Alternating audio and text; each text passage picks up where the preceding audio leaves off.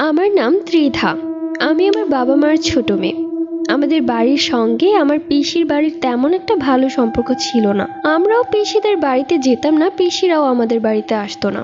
যাই হোক, আমি পড়াশোনায় ছিলাম খুবই ভালো এবং আমার পিসির দুই মেয়ে ছিল পড়াশোনায় খুবই খারাপ। আমি মাধ্যমিক দিই, আমি মাধ্যমিকে খুব ভালো রেজাল্ট করি, 700-র মধ্যে 652 পাই। সবাই আমার রেজাল্ট নিয়ে খুব খুশি ছিল, আমাকে কল করছিল, রেজাল্ট জানছিল এবং অভিনন্দন জানাচ্ছিল। কিন্তু আমার পিসিরা একটি বারের জন্য আমাকে কল করে জিজ্ঞেস করেনি। রেজাল্ট বেরোনোর 2 দিন পর আমার ছোট পিসি আমাকে কল করে, আমি কলটা রিসিভ করি। ছোট পিসি আমার রেজাল্ট জিজ্ঞেস করে, আমি আমার রেজাল্ট বলতেই ছোট পিসি কিছুটা অবাক হয়ে যায়। তারপর আর কোনো কথা না বলে ফোনটা কেটে দেয়। এরপরে পিসির সাথে আমার আর কথা হয়নি, আর আমার বড় পিসি আমাকে ফোনই করেনি। আমি যখন ক্লাস 11-এ পড়ি তখন আমার মনে হতো পড়াশোনা ছেড়ে দিই, আর ভালো লাগতো না। আগে যেরকম আমার পড়াশোনায় ইন্টারেস্ট ছিল এখন আর নেই। এখন আমার ভালোই লাগতো না পড়াশোনা করতে।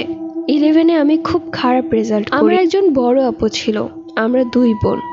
আপু যখন ইন্টার ফার্স্ট ইয়ারে পড়ে তখন আমার বড় আপুর জন্য একটি সম্বন্ধ আসে। বড় আপুর বিয়ে হয়ে যায়। বড় আপুর বিয়ের 1 বছর পরেই বড় আপু গর্ভবতী হয়ে পড়ে। আমি সহ আমার পরিবারের সকলে খুব খুশি। তখন আমি পড়তাম 12-এ। 12-এও আমার রেজাল্ট তেমন একটা ভালো হয়নি। প্রথম পরীক্ষায় জানি না উচ্চ মাধ্যমিকে কি হবে, এই বিষয় নিয়ে মা বাবা খুবই দুশ্চিন্তায় ছিল। তো সে যাই হোক, আমার বড় আপু যেদিন ডেলিভারি হবে সেই দিন আমরা সকালে সবাই মিলে হসপিটালে যাই। বড় আপুর ডেলিভারি হওয়ার পর আমরা সকলে জানতে পারি যে সেই বাচ্চাটা মোটেও মানুষের বাচ্চার মতো লাগছিল না। বাচ্চাটাকে দেখে ডক্টররাও ভয় পাচ্ছিল। বাচ্চাটির গায়ে কোনো চামড়া ছিল না।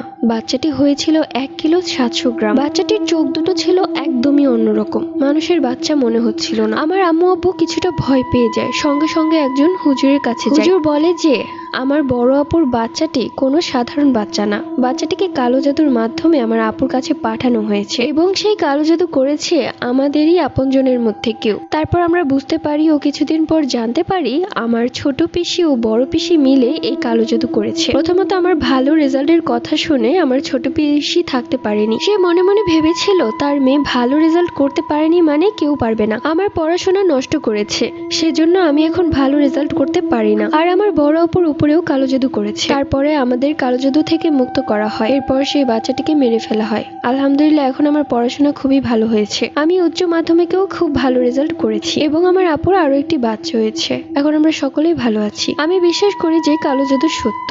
আগে আমি কালো জাদু বিশ্বাস করতাম না, কিন্তু নিজের জীবনে ঘটার পর থেকে বুঝে গিয়েছি যে কালো জাদু আসলেই সত্য। এবং এই স্টোরিটি লিখে পাঠিয়েছে ত্রিধা। যাই হোক, অনেক বেশি সরি আপু, কয়েকবার আমাকে মেসেজ করেছে।